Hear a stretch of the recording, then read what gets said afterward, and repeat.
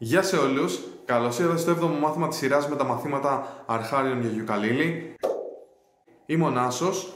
Αν δεν καταλαβαίνετε κάτι από τα μαθήματα, μπορείτε να κάνετε κλικ στην playlist που θα δείτε εδώ πέρα με τα προηγούμενα 6 μαθήματα. Και στο συγκεκριμένο μάθημα πάμε να δούμε επιτέλους 2 καινούργιες συγχορδίες. Εφόσον στο 4ο μάθημα καλύψαμε κάποια πράγματα για τις βαθμίδες και την ύπαρξη των συγχορδιών μέσα στην μαντζόρε κλίμακα, συγκεκριμένα στην ντο μαντζόρε κλίμακα, ήρθε ο καιρός να δούμε 2 καινούριες πάλι εύκολες συγχορδίες. Η πρώτη συγχορδία που θα δούμε είναι μια δευτερεύουσα συγχορδία. Αν δεν θυμάστε κάτι από αυτό, μπείτε στο 4ο μάθημα να δείτε. Και είναι η συγχορδία της δεύτερης βαθμίδας. Επομένως, εφόσον μιλάμε για την ντο μαντζόρε κλίμακα και πάλι, θα είναι η συγχορδία ρε μινόρε. Όπως είχαμε πει ότι η λα μινόρε συνήθως αντικαθιστά την πρώτη βαθμίδα, η ρε μινόρε και αυτή μπορεί να αντικαταστήσει κάποια βαθμίδα και αυτή είναι σχεδόν πάντα η τέταρτη βαθμίδα. Επομένως, κάποιες φορές θα δείτε να παίζουμε ρε μινόρε στη θέση του φα μαντζόρε. Η ρε μινόρε συγχορδία παίζεται ως εξής.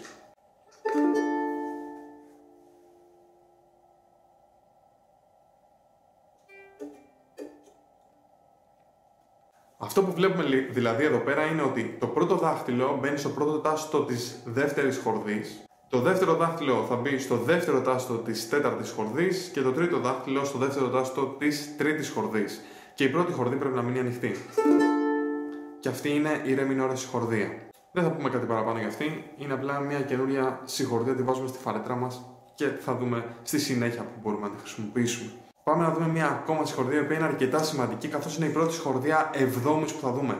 Ήδη ξέρουμε τη συγχορδία Sol Maggiore. Επομένως, θα δούμε τη συγχορδία Sol 7. Προσοχή εδώ, επειδή έχω δει διάφορα να κυκλοφορούν και διάφορα να λέγονται. Κάποιοι να τη λένε Sol Maggiore 7 συγχορδία, Sol Maggiore 7 με μικρή εβδομή. Όχι. Μην το κάνετε αυτό. Η Sol Maggiore 7 συγχορδία είναι άλλη συγχορδία και δεν μας απασχολεί αυτή τη στιγμή καθόλου. Είναι μια Sol Maggiore πράγματι συγχορδία, αλλά έχει μικρή έβδομη. Επομένως, για να μην μπερδευόμαστε, λέμε Sol 7, Sol Dominant 7 στα αγγλικά. Sol με μικρή έβδομη, Sol Maggiore με μικρή έβδομη, έχω ακούσει επίσης, αλλά ποτέ Sol Maggiore εβδόμης ή Sol Maggiore 7 όχι. Αν δεν αναφερόμαστε σε ένα 12μέτρο blues όπως αυτό που υπάρχει εδώ πέρα, ένα παλιότερο μάθημα όπως έχω κάνει, όπου όλες οι συγχορδίες είναι εβδόμης, σε μία ματζόρε κλίμακα, μόνο μία συγχορδία μπορεί να είναι εβδόμης και αυτή είναι αναγκαστικά η Sol, δηλαδή είναι η πέμπτη βαθμίδα. Πέμπτη βαθμίδα. Ας δούμε λοιπόν τη Sol 7, είναι αυτή.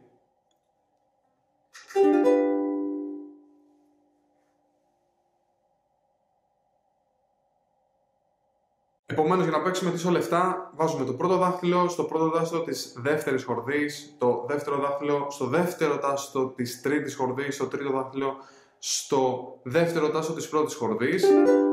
Και ίσως σας ακούγεται λίγο περίεργη αυτή η συγχορδία, καθώς δεν έχει αυτό το χαρούμενο έτσι λαμπερό χρώμα που έχουν οι ματζόρες συγχορδίες που έχουμε πει μέχρι τώρα.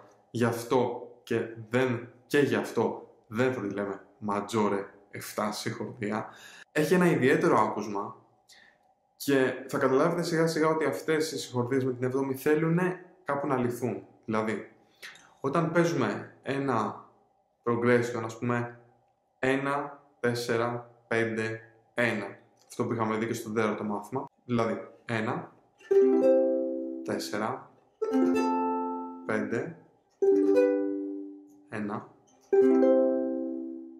Θα δείτε ότι όταν φτάνουμε στην πέμπτη βαθμίδα θέλουμε οπωσδήποτε να ξανακούσουμε την πρώτη. Θέλουμε να λυθεί στην πρώτη που είναι η τονική μας. Όταν χρησιμοποιούμε την πέμπτη βαθμίδα με μικρή έβδομη, τότε αυτή η αίσθηση γίνεται ακόμα μεγαλύτερη. Ας ακούσουμε το ίδιο progression, αλλά αντί για Sol θα παίξω Sol 7. 1, 4,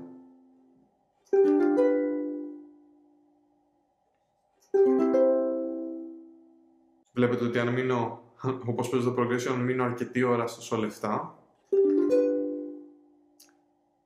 Θέλουμε οπωσδήποτε να ακούσουμε τον Do. Επομένως, αυτό ήταν όλο το 7ο μάθημα. Για όσους απορούν γιατί φοράω τέτοια μπλούζα, δεν είμαι φιλοαμερικάνος. Απλά αυτή η μπλούζα κόστιζε μόλις 5 λίρες και την αγόρασα το Corsa μου όταν μια καταραμένη αεροπορική εταιρεία έχασε τη βαλίτσα μου για 3 μέρες.